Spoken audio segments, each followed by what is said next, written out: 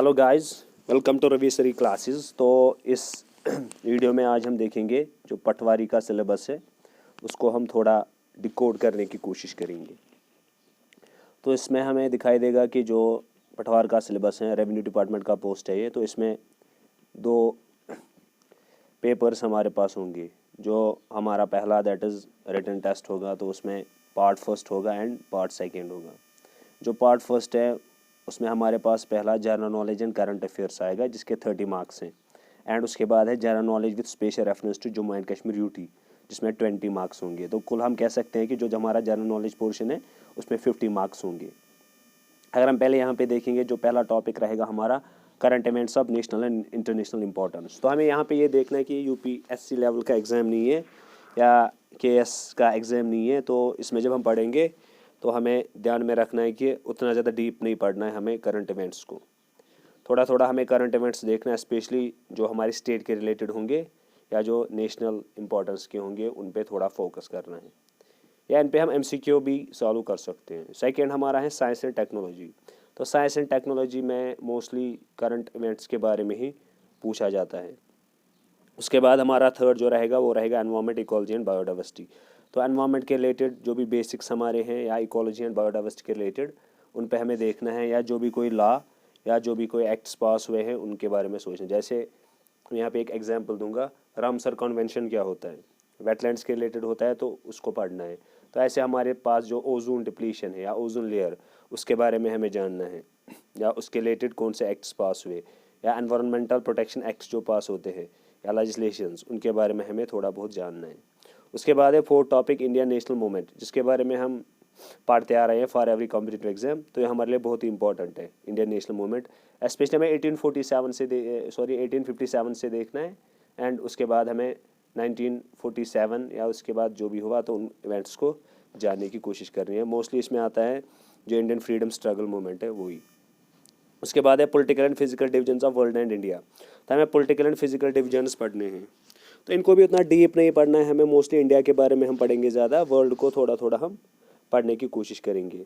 इसके लिए आप माजिद हुसैन से एक टॉपिक पढ़ सकते हो, दोनों physical and political divisions of world, तो अच्छा रहेगा। उसके बाद है इंडियन इकोनॉमी।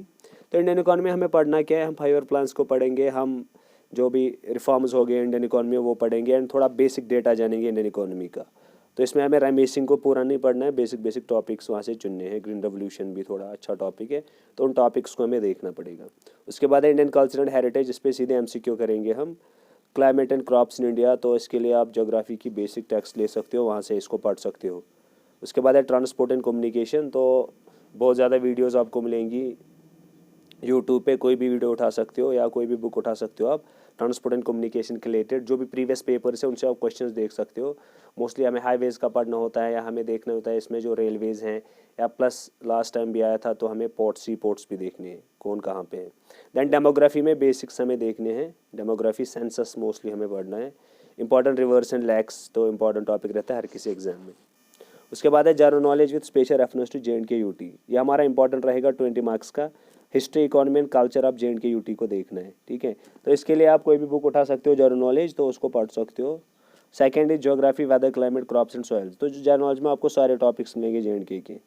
जैसे हमें देखना है वेदर, JNK स्टेट का वेदर कैसा है, किस किस टाइप का वेदर यहाँ पे है, ठीक है।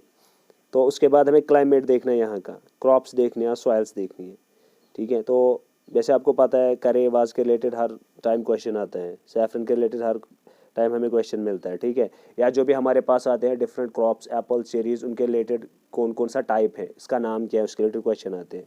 मीन्स ऑफ ट्रांसपोर्ट, तो JNK में क्या क्या है उसके रिलेटेड क्वेश्चन आएगा। हाईवेज़ के रिलेटेड जैसे हमने ऊपर भी देखा, ट्रांसपोर्ट एंड कम्युनिकेशन में आएगा ये।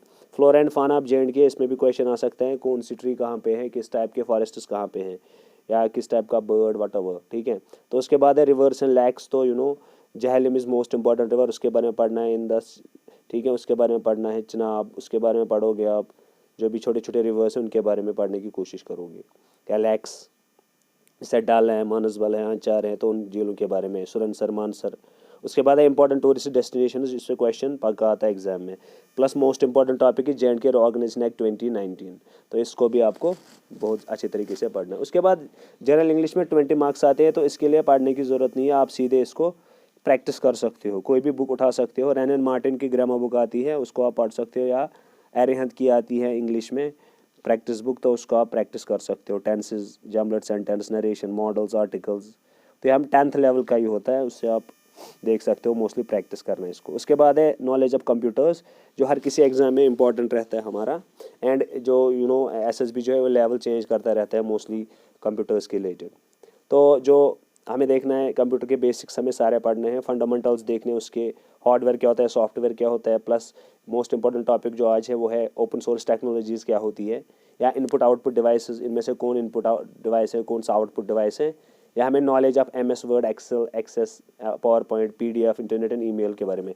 इसमें उतने ज़्यादा डीप क्वेश्चंस नहीं आते हैं MS वर्ड, MS एक्सेल के बारे में, जैसे फाइल फॉर्मेट होता है, ठीक है, dot PDF, dot DX what, तो इसके रिलेटेड क्वेश्चंस आ सकते हैं। या कंप्यूटर वायरस एंड एंटीवायरस, जैसे पहला वायरस कौन था, ठीक है, तो वायरस के नाम आएंगे, एंटीवायरस क्या होता है, इसके रिलेटेड क्वेश्चन आएंगे। उसके बाद है मेंटल एबिलिटी एंड रीजनिंग, इसमें letter series, number series, coding, decoding, direction sense, blood relation, इसके रिलेटेड भी आप सीधे यूट्यूब पे जा सकते हो या प्रैक्टिस कर सकते हो। कोई भी बुक उठाओगे आप रीजनिंग की, तो वहाँ से आप इसके रिलेटेड क्वेश्चन देख सकते हो, डायरेक्टली उनको सॉल्व करोगे। उसके बाद है पार्ट सेकंड ना, जिसके 50 मार्क्स हैं, बहुत ज़्यादा इंपॉर्टेंट हमारा है पार्ट सेकंड। तो इसमें क्या होता है, इसमें हमें क्वालिफाइंग मार्क्स लाने हैं, ठीक है। तो इसमें क्या है, पहला रीडिंग सेक्शन आएगा, candidate should be required to answer questions. आपको कोई रीडिंग सेक्शन जैसे पैसेज होता है उसी टाइप का एक आएगा आपके पास, तो वहाँ से आपको रीडिंग करने हैं, उसके बाद क्वेश्चंस के आंसर्स देने हैं। सेकंड है राइटिंग सेक्शन, जिसके 30 मार्क्स है। तो इसमें आपको पहला जो होगा वो लेटर राइटिंग होगी, जिसमें 100 वर्ड्स आपको लेने हैं 10 मार्क्स के। सेकंड इंग्लिश पैसेज, ठीक है, इसको ट्रांसलेट करना होगा उर्दू में, या उर्दू को इंग्लिश में ट्रांसलेट करना, वो 10 मार्क्स का होगा। उसके बाद है 1 ऐसे of about 100 words of any topic, जो सोशल रेलेवेंस का होगा, इसमें भी 10 मार्क्स होंगे। तो उर्दू हमारा इंपॉर्टेंट रहेगा। तो हम कोशिश करेंगे, अब हम जनरल नॉलेज को स्टार्ट करेंगे कल से इंशाल्लाह, general knowledge and current affairs को। तो बने रहे मेरे साथ, एंड मेरी चैनल को सब्सक्राइब कीजिए और बेल आइकन को प्रेस कर